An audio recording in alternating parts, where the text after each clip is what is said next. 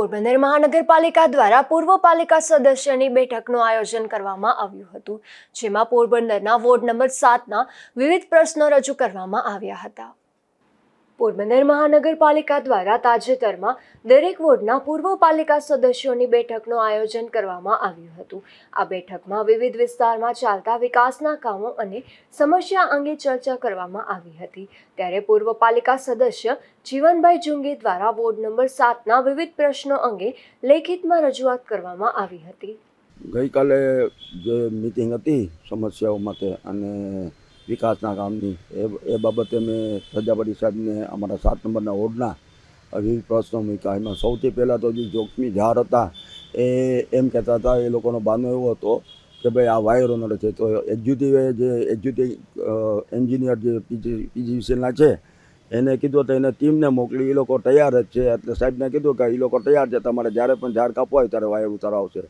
બીજા નંબરમાં જે સુલભ શૌચાલયની વાત 4-5 જગ્યા લોકેશન આપ્યા હતા ખારવાડમાં 7 નંબર ને 8 નંબરના. એ સુલભ શૌચાલય તમે તાત્કાલિક ધોરણે બનાવો, કારણ કે ત્યાં ખુલ્લું ગતરું છે.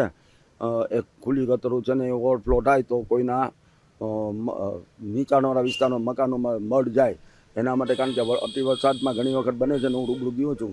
ત્રીજા નંબરમાં બ્લોકો નીકળી ગયા છે. તો સાહેબને એમ કહ્યું છે કે બ્લોકો પાણી દોરવા જ નથી. મેં કીધું ભૂગર્ભ ગટરના જે ખોદકામ કર્યા હતા ત્યાં સીસી મધી સિમેન્ટની અને એના ઉપર બ્લોક પાથરવા જાય એમને કરે છે, એના કારણે ગેપ પડે છે અને બ્લોક છે ને ખાંચા પડી જાય છે, ખુલ્લા થઈ જાય છે. ત્રીજા નંબરમાં વીજળી પ્લોટમાં 2 જગ્યાએ રોડ ડામરનો રોડ છે અને એક ચૂનાની ભઠ્ઠી પાસે 200 મીટર જેટલો ડામરનો રોડ ખરાબ થઈ ગયો છે, તો એ રિપેર કરવાનું હતું. ત્રીજા નંબરમાં જે ચેમ્બર હોય, જે ચેમ્બર છે ભૂગર્ભ ગટરની, એ અત્યારે પણ લીક થાય છે અને એ રિપેર કરવાની હતી. 4-5 લીક કરી, બાકી લીક કરવાની છે. આવા વિવિધ પ્રશ્નો રજૂઆત કરેલા હતા અને સાહેબે આપ્યું કે હું જોઈ લઉં છું, જે કંઈ થશે હું કરીશ. જીવનભાઈ જુંગી દ્વારા કરવામાં આવેલ રજૂઆતની તાત્કાલિક નિરાકરણ કરવા મ્યુનિસિપલ કમિશનર દ્વારા ખાતરી અપાઈ હતી. અશોક થાનકી, ગુજરાત ન્યૂઝ, પોરબંદર.